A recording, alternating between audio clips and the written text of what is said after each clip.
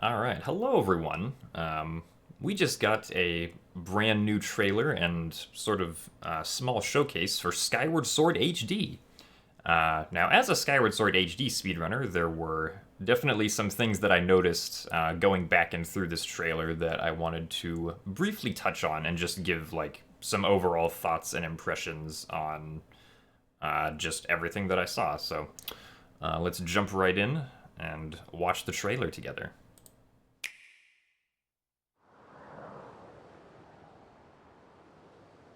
Alright, so the first obvious thing that we have here is that the game is being shown in 60 frames per second. I'm not sure quite how, or like what process Nintendo went through to make the game 60 frames per second, but it's what we have now. Depending on how they did that, that might open up the possibility for more like physics-based glitches potentially. But I mean, yeah, it looks really nice. Should hopefully help with the responsiveness of the game. Not that I think the Wii version had any responsiveness problems typically, but hopefully that'll just be an overall improvement for everything and won't come with any issues whatsoever. The second thing that I noticed is actually in this scene right here that I paused on. So if we go back when this scene starts.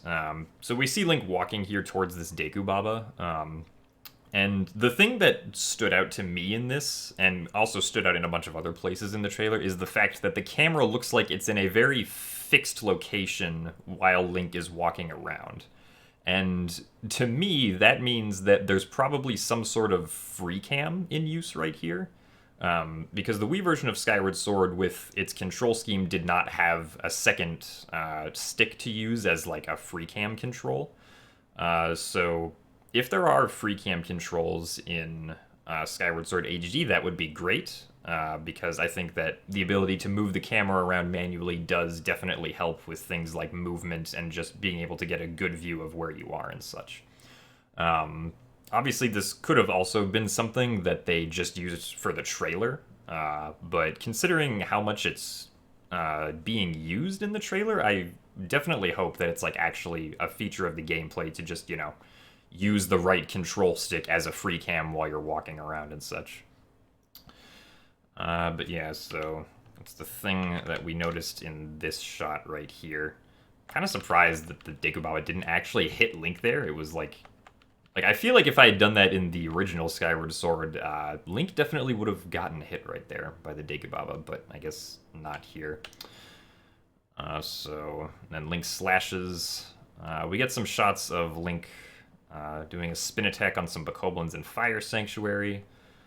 I guess not much to note there. Well, I guess one like small thing that I saw, which I'm pretty sure would have been a thing in the original game too, is just like the shadow for the left Bokoblin here is like kind of missing while it's really high up in the air. And then as we like frame advance here, we'll see that it eventually just comes back right there. But graphical like shadow glitches like that happen like everywhere in the original game, so that's to be expected, I suppose. Let's see, what's next? Next we have swinging on some vines. This doesn't look terribly different.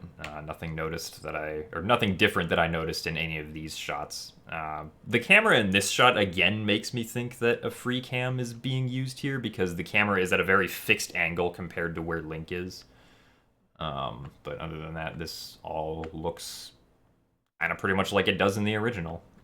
So and again, this is one of the locations where it seems very obvious that a free cam is being used because we obviously get this panning shot around Link.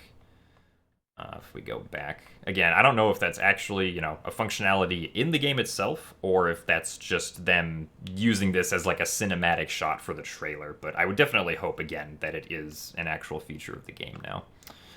And if we move on, we obviously don't have... like, during this trailer, we're not shown any of the UI because I guess Nintendo just likes to get rid of the UI for their Zelda trailers a lot. So we don't see, you know, like, the aiming reticle for the bow and arrow here. But there was one interesting thing about this shot. So if we watch the arrow move, in this 60 FPS video. The arrow is very clearly moving. Whenever Link shoots it, there it goes. The arrow is very clearly moving 1 frame at a time, but the white wisp that comes out the back of the arrow, which we first see here, looks like it only advances forward every 2 frames, because it's kind of disconnected on this next frame, and then it catches up, and then the arrow manages to move forward again, and then the wisp catches up again.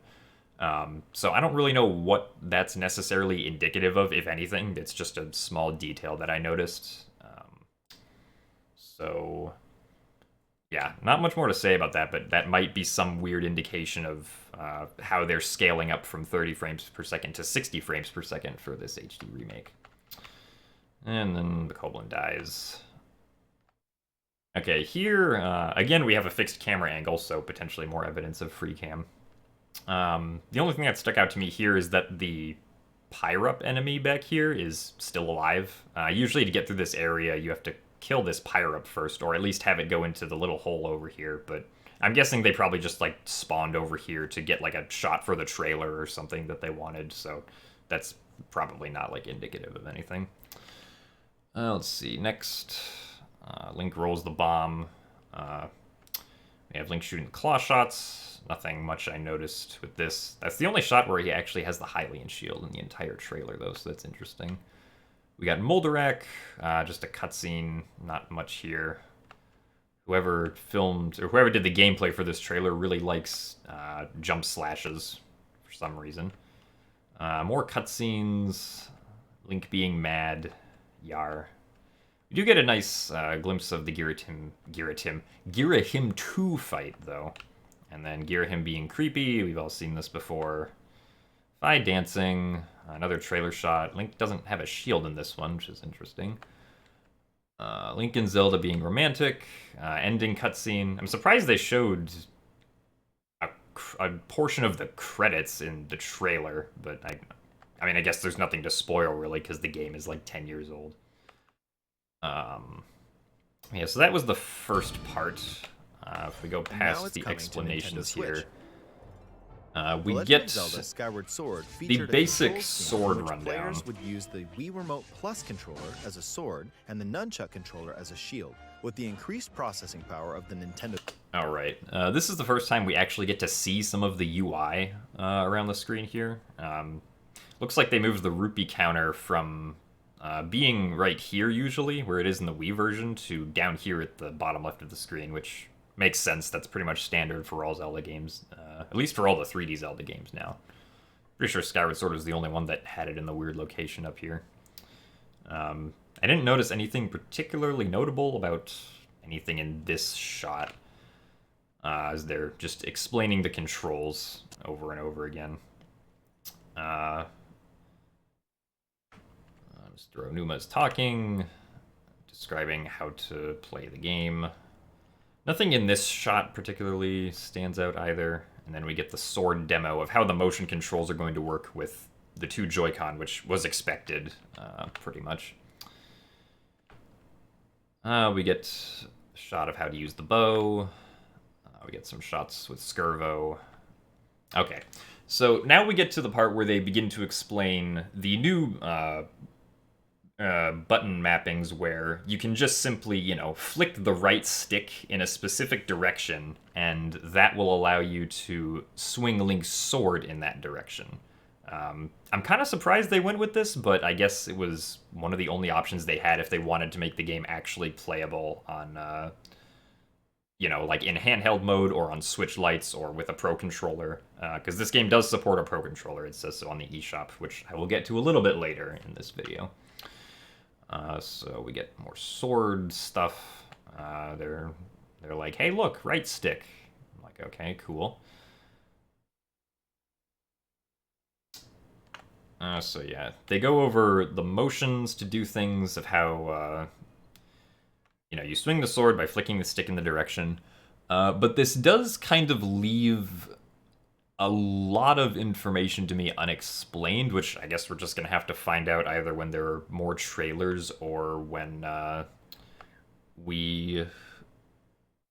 when the game, like, actually releases. So, like, Right, we get the basic sword controls, right? So we get, up, down, left, right, all the diagonals. We get those 8 directions. That makes sense because in the original game, if you're targeting and you swing your sword is actually locked to one of those 8 directions only. But interestingly, if you're not locked onto anything in the original game and you swing your sword, you actually have like full 360-degree control of like what the angle your sword swing is at, which I think is interesting. So this also leaves me with the question of how do we do a stab? My guess is that you just click in the right stick to do a stab. That would make the most sense because if we're doing up, down, left, right with up, down, left, and right motions, if we do a forward stab, it would just kind of make sense to click in the control stick, which is basically just what I'm expecting. We don't get an explanation as to how spin attacking works, but of course you could always just, rotate the right control stick to do a spin attack, or potentially you might rotate the left stick and then just flick a direction on the right stick. That might also work. And then we get Skyward Strikes. So my guess is that Skyward Strikes would be possible by holding up on the right stick with this controller configuration. But that would mean that you'd have to do an upward slash with this control scheme before every time you do a Skyward Strike, which I feel like, at least for me, that would get kind of annoying. I just want to point my sword upward to do a Skyward Strike. So that might make this or that might be like a slight disadvantage of this control scheme for whenever you want to charge up a Skyward Strike. So yeah, and even though this is just like the basic sword controls we have here, we still don't get an explanation for how a lot of the other motions in the game are gonna be mapped, right? So you have things like loft wing flapping when you're in the sky, and then swimming. I mean, swimming and flying around with the loft wing are like the same control, and those can probably be mapped to the control stick if you really want to. But we also don't really get an explanation for like how the harp is going to work, how like moving around precisely with something like the bug net is going to work, or how whipping in different directions with the whip is potentially going to work, and like all the other things that relied on specific motions in the original Wii version.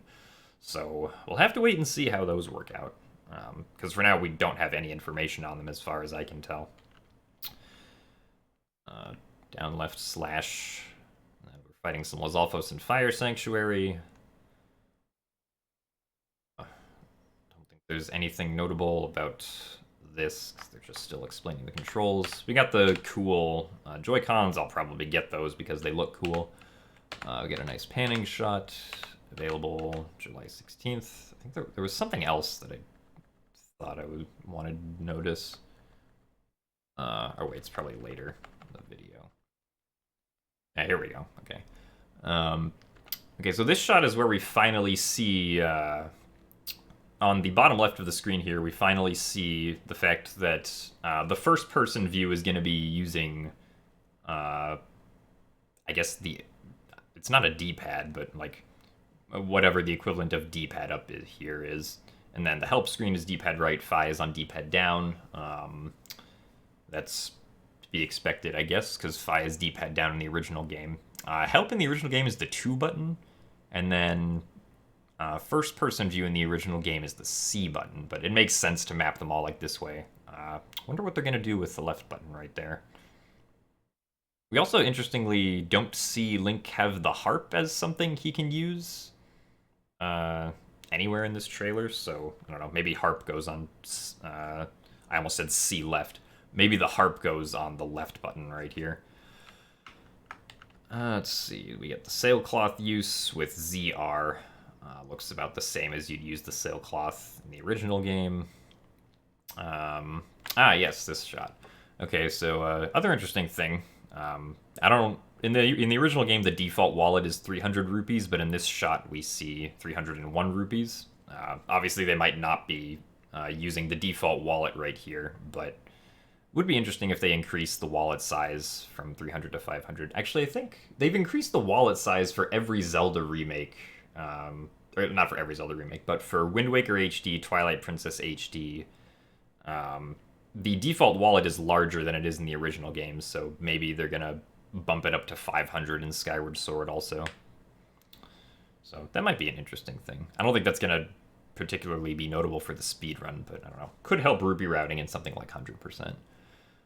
This animation right here looks about as I would expect. I mean, as we can see with the A button right here, this is one action, right? Like, you can leap on vines in Skyward Sword. In the original game, you do this with by, like, flicking the Wii Remote and then just, you know, holding which direction you want Link to leap on the vines. But it looks like here they've just replaced that with the A button, which I guess means you let go of vines with the B button? Because in the original game, the A button is what's used to, like, let go of vines if you're climbing on them. So I guess that's a different button now.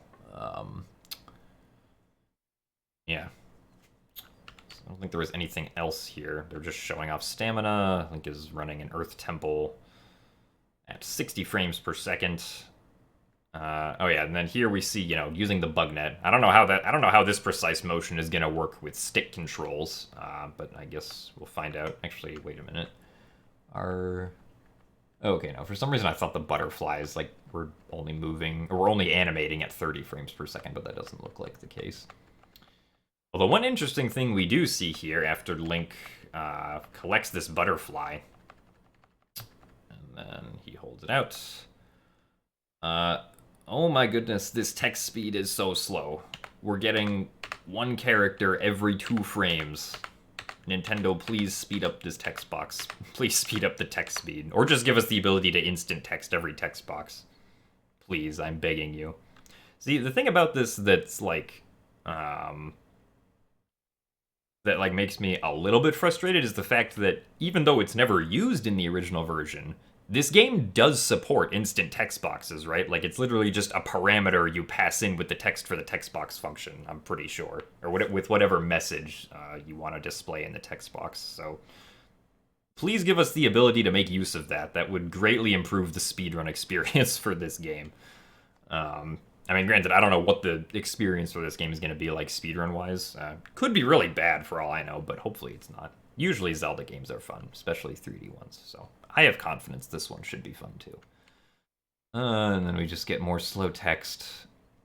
Upgrades, not really much to say here. Using the gust bellows to blow the windmills into place, rolling the ball in Earth Temple. Everything looks about as we would expect. We do get interesting late game gameplay here with the tad tones. We don't get any information on this in the trailer, but it would be interesting to see if they do make any gameplay changes for the last, or for, like, any part of the game. Something that I saw Green A Link point out on Twitter was that if you guys remember, for Wind Waker HD, they shortened the Triforce quest. For Twilight Princess HD, they shortened the Twilight sections. So who knows? There might be something that they shorten quest-wise for Skyward Sword. I'm not sure what that would be. I don't know, maybe they'll only make us fight the Imprisoned once, because I know a lot of people didn't like fighting the Imprisoned, so I don't know, maybe that'll happen. Random prediction. We see some Loftwing flying. I can't tell if they're actually using motion controls for this, or if they're, like, using the right stick, just because that one shift kind of looked a little bit sudden. And then we don't...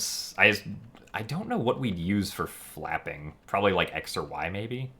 Because the A button in the original game is mapped to Loftwing dashing, and Loftwing flapping is an entire extra motion. Unless, I don't know, maybe the dashing is mapped to, like, X or Y or B, and the flapping is mapped to A. We don't really know, because we don't get a UI for this shot for whatever reason. Also, I don't know who's playing, but they missed the bird, so that's slow.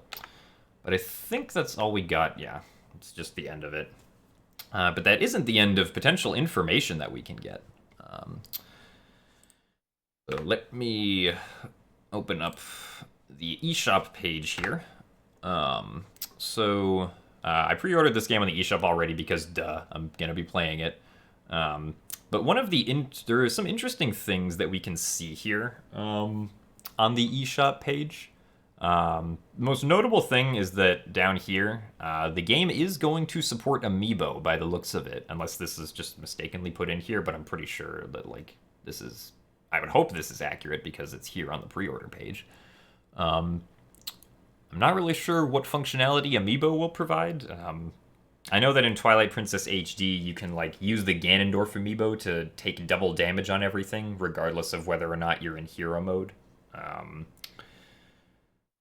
I know that, like, you can get more arrows, I think, if you use the Zelda Amiibo, more hearts, or you can get, like, an arrow refill and a heart refill with the Zelda and Link Amiibos, respectively, I think. So, they might do something similar to that with the Amiibo here. I'm not sure what else they would do. But that is definitely something that we'll hopefully be seeing more of. And then the other thing here is that this game is apparently 7.5 gigabytes. The original game is 4.3 gigabytes on the Wii, so the 3 gigabyte increase, I guess, isn't surprising. Not really sure what's taking up that data, whether it's like extra animation data, extra textures, or higher quality textures. Though the textures didn't really look any higher quality, so I'm not sure about that. Although it is important to note that a lot of the data from the original game are just the hint movies that the game gives you if you're stuck. So, I don't know, maybe they had to remake the hint movies in high definition so that they could play them and not have them look bad for the HD remake. Maybe maybe the game is like, 5 gigabytes of hint movies for all we know. And then we also see a list of supported languages here. Japanese is fastest for the original game, but if the fastest language in this game is determined purely just by how many characters the text has, then I don't know, probably Chinese is going to be the fastest then. So we might see Skyward Sword HD runs in Chinese. Apparently you have save data cloud backup. I've never tried doing that before, so I don't know what that entails. But yeah, so that's all the information that we can glean from the trailer and the pre-order page here. One other thing that I know people are going to have a lot of questions about is, is Back in Time still going to work in this game? And I can say with 99.99% confidence that no, Back in Time is not going to work. And the reason I say that is because Back in Time requires that there be some sort of soft reset feature that you can use to reset the game, right? On the Wii, you have the reset button, and you can hit reset from the home menu. So you can't do that on the Switch, at least not with any Switch games that I've played. Right? You can't just interrupt gameplay whenever you want to reset the game. So that in and of itself is pretty much just an automatic patch for Back in Time, right? Nintendo literally does not have to do anything as long as they don't give us a soft reset feature, then Back in Time is probably not going to work, right? But even so, Nintendo might just end up patching Back in Time anyway, because they definitely did that with Twilight Princess HD, despite the fact that Twilight Princess HD also can't do Back in Time, because the Wii U has no reset feature either. So they may go to the trouble to patch a glitch that there is no way, at least no way that we currently know of, to perform without the reset feature. So that's my prediction on that. Do not expect there to be Back in Time in Skyward Sword HD speedruns. But I think that's about everything that I had to notice or had to say about this. I don't know. If I missed something that you guys think might kind of be important, be sure to tell me, because, all information that we can get is good to try and figure things out. And then obviously we will definitely be playing this game on July 16th, so hope to see you guys all on my stream then. But yeah, in the meantime, I'll probably be speedrunning Wind Waker still until this game comes out, so see ya.